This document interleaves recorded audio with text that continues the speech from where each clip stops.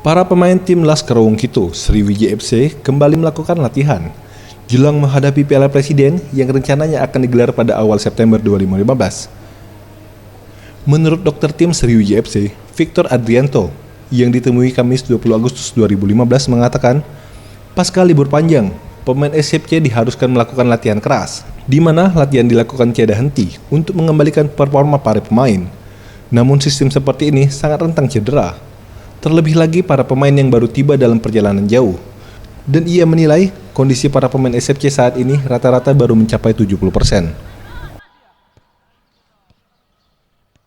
Oke, sekarang kita lihat ya pemain Sriwijaya sudah mulai latihan dalam kurang lebih dari hari Senin ya, mulai 4 hari ini kita lihat mulai ada peningkatan. Dari hari Senin, memang hari pertama kita lihatin kondisi masih 60%.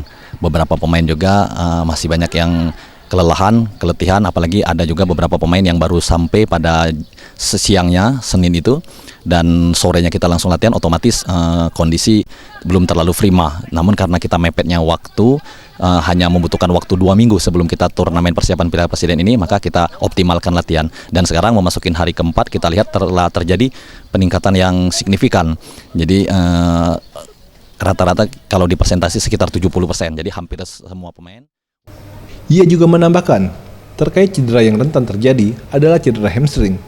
Rawannya cedera hamstring, terutama di bagian paha dan tungkai bagian bawah betis. Untuk menghindari kondisi tersebut, para pemain harus rajin mengkonsumsi multivitamin yang diberikan kepada pemain dan dilarang begadang. Reza Dinata, Sriwijaya TV.